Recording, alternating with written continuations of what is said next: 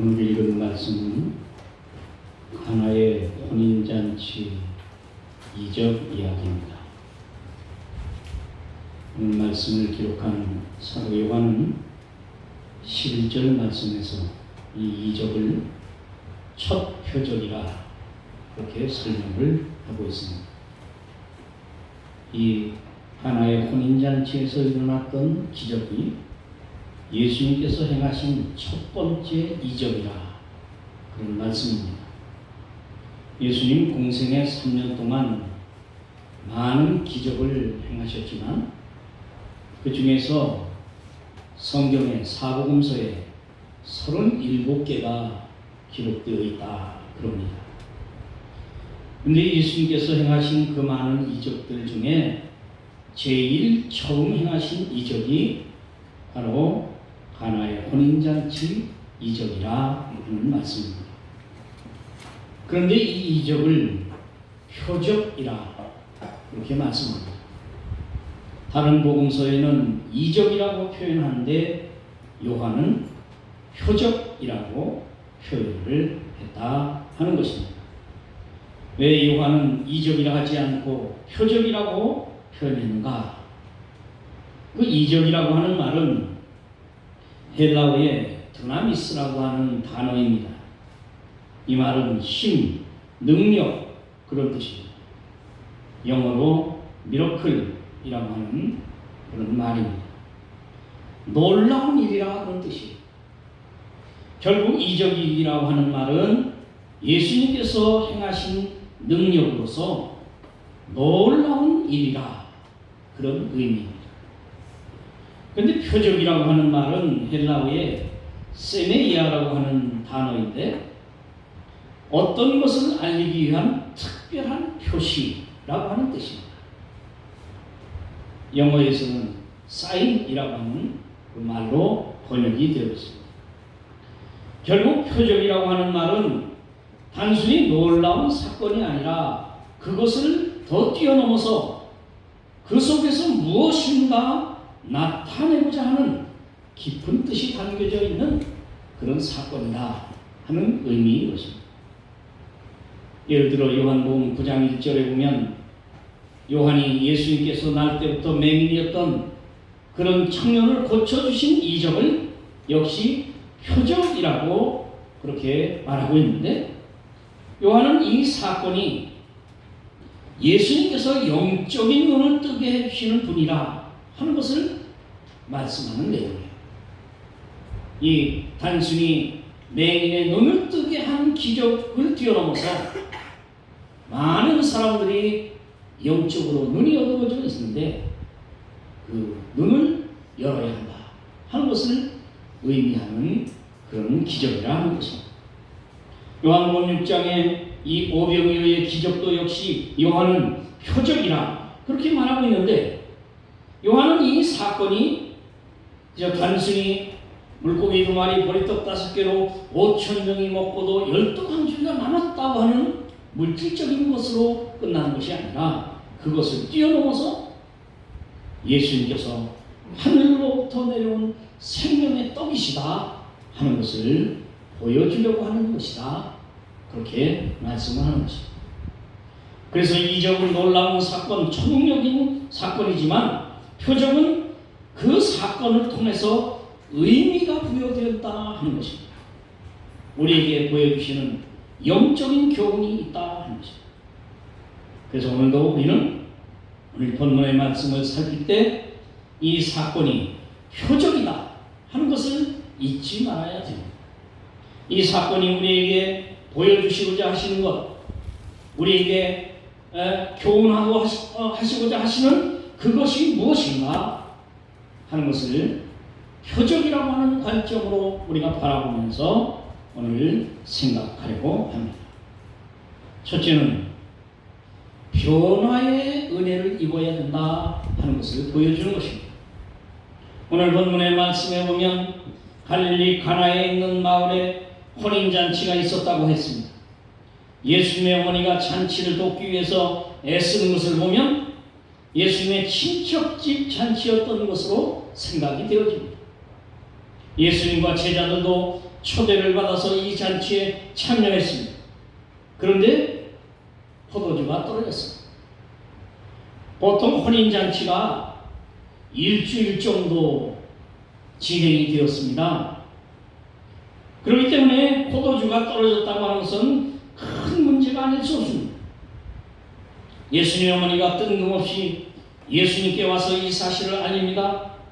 그리고는 하인들에게 무슨 말씀을 하시든지 그대로 하라, 그렇게 명령을 합니다. 예수님께서 돌 항아리에 물을 가득 채우라 하셨고, 하인들이 물을 채울 때에 떠서 연회장에 갖다 주라 말씀하셨습니다. 하인들이 그 말씀에 순종하여서 그 물을 떠다가 연회장에 갖다 주었습니다. 놀랍게도 그 물이 포도주가 되었습니다. 연회장이 놀라서 왜 이렇게 좋은 포도주를 이제야 내놓느냐고 말했다고 하는 것이 본문의 사건의 내용. 이 사건에서 어떤 표적을 보여줍니까? 이 표적이 우리에게 보여주려고 하는 메시지는 변화라고 하는 메시지입니다. 예수님께서 물을 포도주로 변화시켰습니다. 평범했던 물을 잔치에 꼭 필요한 포도주로 변화시켰습니다. 그래서 이 사건은 예수님이 역사하시면 변화되어진다는 것을 말씀하는 그런 표적인 것입니다. 흔히 사람은 변하지 않는다 그럽니다. 심리학자들이 이 말에 대체로 동의합니다. 사람의 성격이 지능처럼 5살 이전에 형성이 된다고 그럽니다. 그래서 지능이 변하지 않는 것처럼 성격도 거의 변하지 않는다, 그렇게 말합니다. 유전학자들도 이 말에 동의합니다. 이혼한 부모의 자녀가 성인이 된 후에 이혼할 가능성이 높고, 어린 시절에 부모님의 폭력을 경험한 사람이 자라서 폭력적으로 변하는 연구 결과를 증거로 내놓습니다. 그러면서 성격이나 기질은 유전의 영향이 크기 때문에 변하기 힘든다고 말합니다. 사람들이 변하지 않는다는 말이 틀리지 않는 것 같습니다. 자기 스스로 변해보려고 애써보지만 변화하지 않습니다. 누군가가 그를 변화시켜보려고 애쓰지만 변화되는 경우가 거의 찾아보기 힘입니다. 지난 화요일날 우리 시찰회에서 이제 기도회가 있었어요. 우리 시찰회에 어느 교회가 조금 어려운 일이 있어서 그 문제를 노회에서 수습을 하고, 그리고 이제 시찰회에서 3번 그 교회를 위해서 기도회를 모이기로 되어 있어요. 지난 화요일날 2번째 기도회를 모였는데 저에게 설교를 하라고 해서 제가 가서 얘기하면서 그런 얘기 했어요. 고인이 되셨던 한신교회 목회하셨던 이중표 목사님의 별세 신앙에 대해서 제가 조금 이야기를 했어요. 별세 신앙이라고 하는 것은 아생교회사, 아사교회사. 내가 살면 교회가 죽고 내가 죽으면 교회가 산다 하는 것입니다. 갈라디아서 2장 20절에 사도 바울이 내가 그리스도와 함께 십자가에 못 박혔나니 이제는 내가 사는 것이 아니요 오직 내 안에 그리스도께서 사시는 것이라. 또 고린도전서 15장 31절에 사도 바울이 나는 날마다 죽노라. 요한복음 12장 24절에 예수님께서 내가 진실로 진실로 너에게 이르노니 한 알의 밀이 땅에 떨어져 죽지 아니하면 한 알 그대로 있고 죽으면 많은 열매를 맺느니라. 이 말씀을 근거로 이중표 목사님이 별세 신앙을 말했어요. 죽어야 한다는 거예요. 그래서 제가 좀 죽으라고 그랬어요. 좀 목사님도 죽고 장로님도 죽고 좀 죽어야 교회가 산다, 교회가 된다, 이제 그런 말씀을 했어요. 그 이중표 목사님이 전도사 시절에 어느 시골에서 목회를 했는데 어느 집사님 때문에 너무 목회가 힘들어요. 이 나이 좀 드신 집사님인데 이 전도사님을 얼마나 힘들게 하시는지 목회하시기가 참 힘들더랍니다. 그래서 생각을 했답니다. 내가 죽더라도 이 노인네 버릇을 좀 고쳐놓아야 되겠다. 그래야 다음 목회자가 와도 좀 편하지. 나는 이 교회 떠날 각오하고, 나는 죽을 각오하고, 그리고 이 집사님 버릇을 좀 고쳐놓아야 되겠다. 그래야 다음 목회자가 와도 편안하다. 그래서 하나님 앞에 기도를 했답니다. 하나님, 그 집사를 어디 다른 교회로 보내주시든지, 그렇지 않으면 버르장머리를 고칠 수 있도록 내게 능력을 주시옵소서. 기도했어요. 아무리 기도해도 응답이 없는데, 그런데 얼마 지나니까 새벽에 주님께서 부르시더랍니다. 종아, 그 집사 버릇을 고칠 작정이냐? 예, 기필코 고칠 작정입니다. 그랬더니 그만둬라. 아, 왜 그러십니까? 고칠랍니다. 고칠 수 있도록 능력을 주시옵소서. 그랬더니 종아, 그 집사가 천국 갈 것 같으냐 못 갈 것 같으냐? 아, 믿음으로 천국이야 가겠죠. 그럼 천국 가는데 내가 데려갈 테니 너무 염려하지 말고 내버려둬라. 그 사람이 버릇을 고치든 안 고치든 내가 데려갈 테니까 너는 열받지 말고 그냥 내버려둬라. 그 사람하고 싸우지 말라. 싸우다가는 네가 쓰러진다. 종아, 내가 의로워서 천국 가냐 은혜로 천국 가냐? 아, 예, 주님의 은혜로 천국 갑니다. 그 사람이 천국 가는 것도 은혜로 갈 것이니까 내버려둬라. 그 사람을 내가 고치는 것 아니다. 내가 십자가를 지고 내가 피 흘려 죽었다. 그 십자가의 은혜로만 고쳐진다. 그래서 내가 죽었다. 다른 방법으로는 도저히 고칠 수 없는 것 아니기 때문에 내가 죽어야 합니다. 그래, 너도 그 집사 고치려면 나처럼 십자가 지고 죽어라. 그러면 고쳐진다. 그렇지 않으면 못 고친다. 금식 시켜도 안 되고 종아리 때려도 안 되고 못 고친다. 종아, 내가 의로워서 천국 가니 은혜로 천국 가니? 아닙니다. 주님께서 십자가 지심으로 내 모든 죄를 사해 주시고 의롭다고 인정해 주셔서 그래서 천국 갑니다. 그렇다. 의로워서 천국 갈 사람 한 사람도 없다. 의인은 없나니 모두 죄인이다. 그래서 내가 죽었느니라. 너도 고쳐서 내가 천국 데려가는 거다. 다만 십자가의 피로 덮어서 의롭다고 인정해서 데려가는 거다. 그러니까 그 집사도 내가 그렇게 해서 데려갈 거니까 버릇 고치려고 하지 말고 다만 하나님께 맡겨라. 그렇게 말씀하시더라고요. 이중형 목사님이 도저히 이 못 고칠 버릇 가진 교인을 볼 때 주님으로부터 그와 자신이 다 동일한 죄인으로 예수님의 십자가 은혜로만 구원받는다는 복음을 깨닫게 해주셨다. 그 감동을 받고 그 후에 그 집사님을 보고 집사님 어찌하다가 나와 함께 이 교회를 섬기는 집사님이 되셨소.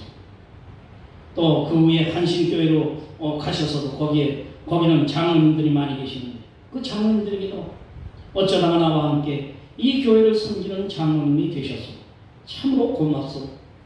우리 짧은 인생길에 참으로 이렇게 만난 것도 은혜인데 함께 잘하시나 그런 마음을 가지고 화목하게 목회를 했다 합니다. 여러분, 사람은 쉽게 변하지 않습니다. 그러나 주님께서 개입하시면 달라져요. 물이 포도주가 된 것처럼 완전히 새 사람이 됩니다. 사도 바울이 본래는 사울이었는데 예수님 만남으로 인해서 예수 믿는 사람 박해하던 그가 부활하신 예수님 만나고 예수님 믿을 뿐 아니라 복음 전하는 사도가 되었습니다.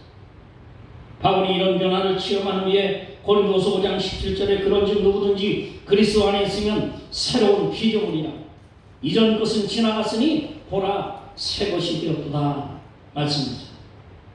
사람은 못 고치지만 변화시키지 못하지만 예수님께서 역사하시면 사람은 변화한다 하는 것입니다.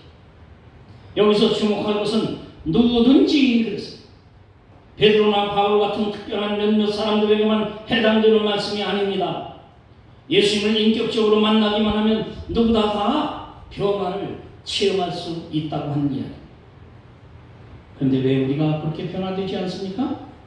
그 이유는 우리가 주님께서 내 삶에 깊숙이 들어오는 것을 우리가 자꾸 막고 있기 때문에, 주님의 십자가를 내가 참으로 과감하게 주님께서 내 십자가 지고 나를 따르라 그러는데 십자가 지는 것을 우리가 좋아하지 않기 때문에 그래요. 어느 목사님이 대학 시절에 한 친구 전도하려고 애를 썼는데 실패했어요. 그 친구가 좀 부잣집 아들이어서 요즘 말로 노는 물이 달라요. 엉뚱하기로 해서 방학이면 절간에 들어가서 참선을 하고 부산을 떨고 전도를 해도 씨도 먹히지 않아요. 그리고 졸업 후에 이 친구가 미국으로 유학한다고 떠나대요. 그 목사님은 군대 갔다 와서 신학을 공부하고 목회자 길을 걷게 됐어요. 연락이 끊기고 세월이 한참 지났습니다. 한 20년쯤 지나니까 어느 날 갑자기 그 친구가 전화를 해요. 교회 전화를 해요. 누구냐고. 그렇다고 나 누구라고. 한번 찾아가도 되겠냐.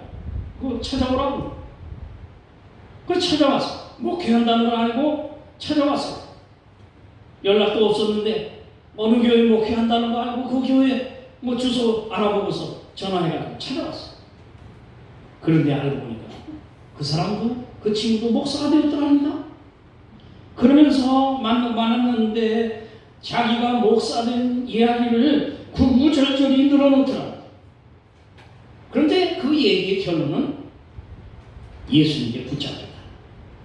나는 전혀 그럴 생각이 없었는데 예수님 그분이 나를 붙잡아가지고 이렇게 만들어 놓았다고 그러면서 설명을 하더래요. 여러분 그렇습니다.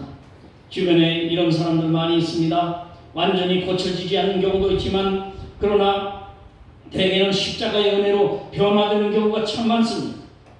어떤 분은 성품이 변하고 어떤 분은 삶이 변하고 어떤 분은 인생의 비전이 변하고 신앙이 깊어지고 모두가 주님께서 이루어 놓으신 변화라고 하는 것입니다. 사람이 변화시키는 게 아니에요.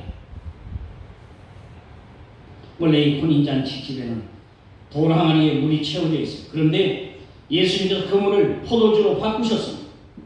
이제 돌항아리에는 포도주가 채워지게 되었습니다. 돌항아리의 물이 포도주로 변화된 것입니다. 여기에 물은 유대교의 정결 예식을 하는 물입니다. 정결하지 못한 사람이 이 물로 씻음으로 정결해지려고 했어요. 유대교는 성전에 들어갈 때 어떤 의식을 치료할 때 물로 씻어야 했어요. 그런데 포도주는 오늘 우리 기독교를 상징합니다. 기독교는 성찬의식을 거행할 때 꼭 이 포도주로 예수님의 피로 상징되는 것이라고 의미를 부여하고 그리고 이 성찬을 받습니다. 예수님의 피로 죄사함 받았다는 것을 확인합니다. 그래서 예수님의 피로 죄 씻음 받았기 때문에 더 이상 물로 씻는 일을 할 필요가 없게 됩니다. 물로 씻으면 여러 번 씻어야 되지만 피로 씻는 것은 한 번 씻으면 됩니다. 예수님께서 우리의 속사람을 이와 같이 변화시켜 주시는 은혜를 베풀어 주시는 것입니다. 베드로가 평범하게 갈릴리 호숫가에서 고기잡이 하던 사람이었습니다. 꿈이라면 고기 많이 잡아서 생계 걱정 없이 가족과 행복하게 사는 것이었습니다. 그러나 예수님 만난 후에 꿈이 달라졌습니다. 복음 전하는 것이고 하나님 나라가 확장되는 것이었습니다. 고기 잡이할 때 자기가 갈고 닦아온 경험과 지식, 고기 잡는 기술을 의지해왔지만 필요하면 자기보다 잘하는 사람들 도움도 받았지만 예수님 만난 후에는 전적으로 주님만 의지하게 됩니다. 그의 인생이 변화되었습니다. 우리의 마음속을 들여다보고 또 물과 같은 것을 우리에게 채워지지 않은가? 세상 가치, 세상의 삶의 목표, 세상 신념, 세상 꿈으로 남아있지 않은가? 우리가 이것을 포도주 같은 것으로 바꿔야 합니다. 하늘의 가치, 주님께서 주시는 삶의 목표 말씀으로 바꿔 가야 한다 하는 것입니다. 우리가 요즘 가정에서 늘 사용하는 전자제품이 참 많은데 그 전자제품이 고장나면 우리 능력으로는 고치지 못합니다. 참 그 분야에 기술자가 와야 고치는 거예요. 그 제품을 만든 회사에서 와서 고쳐줍니다. 우리는 죄로 인해서 고장난 사람들입니다. 우리를 만드신 하나님께서 보내신 예수님만이 고치시는 거예요. 변화되게 하시는 거예요. 주님은 오늘도 물을 포도주로 변하게 하시는 것처럼 변화의 역사를 일으키시는 분이십니다. 우리 안에서, 가정에서, 교회에서, 그리고 이 세상에서 변화의 역사를 일으키십니다. 오늘 우리 이 주님을 모시고 온전히 주님 뜻대로 살아서 우리의 삶이 변화되는 역사가 있게 되기를 주님의 이름으로 축원드립니다.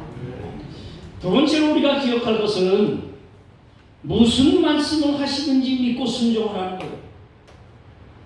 본문에 납득하기 어려운 장면이 나오는데 3절부터 5절에 보면 포도주가 떨어졌을 때에 예수님의 어머니가 예수에게 저들에게 포도주가 없다 그렇게 말씀합니다.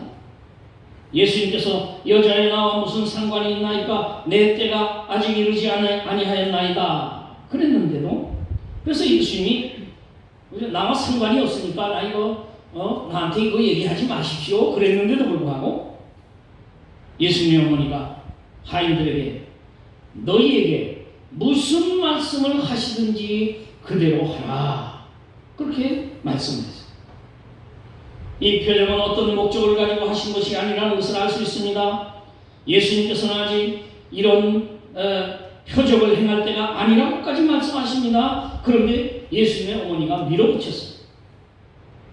예수님께 포도주가 떨어졌으니 이 문제를 해결해달라 부탁을 하고 하인들에게 예수님 무슨 말씀을 하시든지 그대로 하라고 명했어요. 이렇게 한 이유는 마리아에게 믿음이 있었기 때문이에요.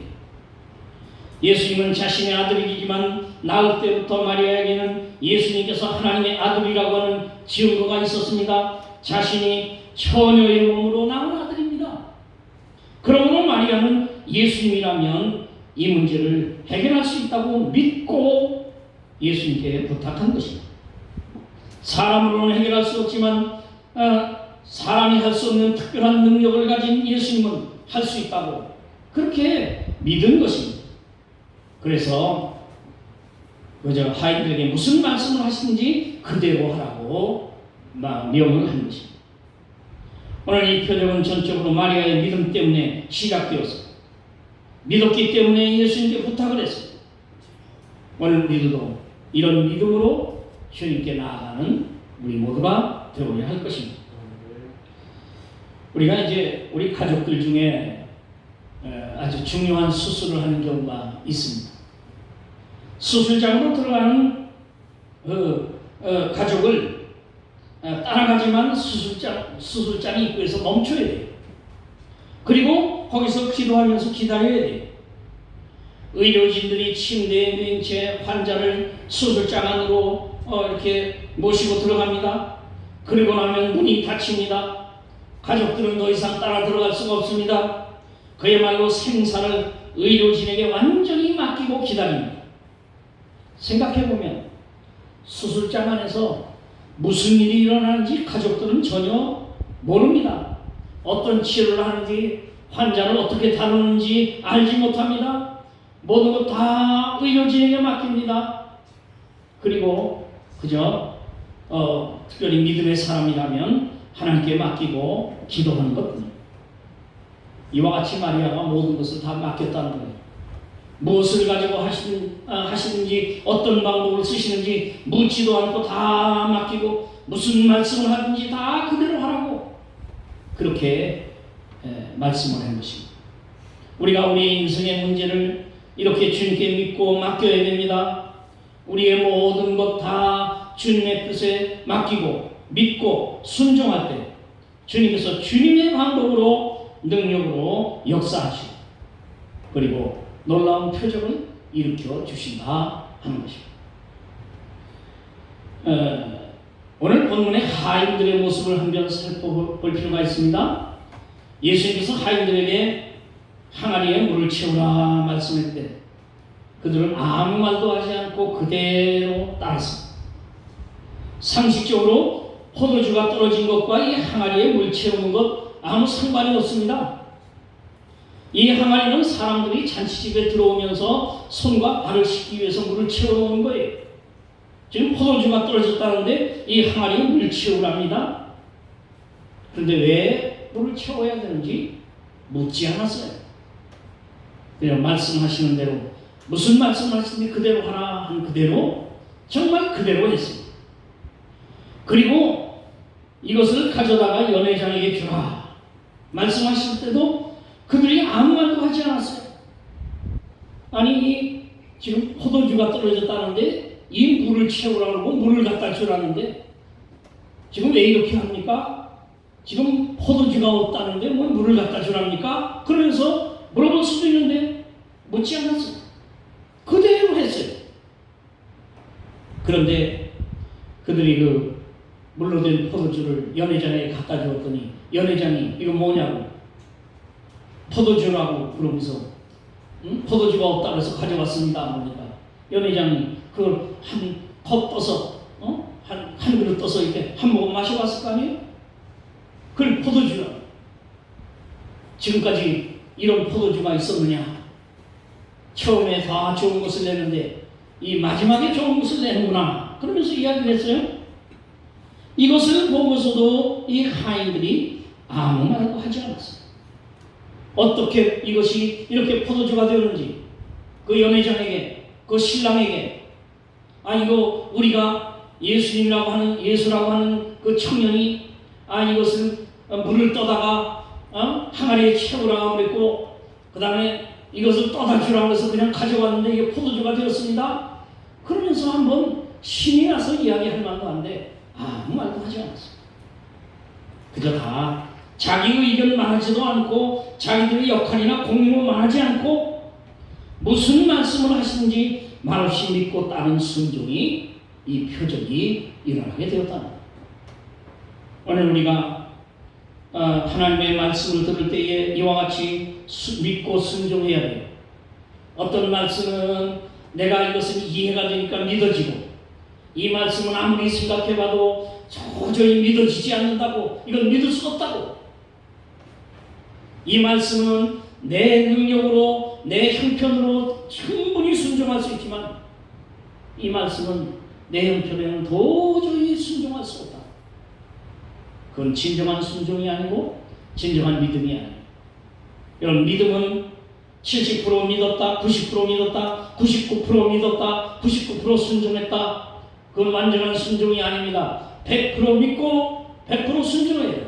무슨 말씀을 하시든지 그 말씀을 믿고 그대로 순종하는 것이 중요하다 하는 것입니다.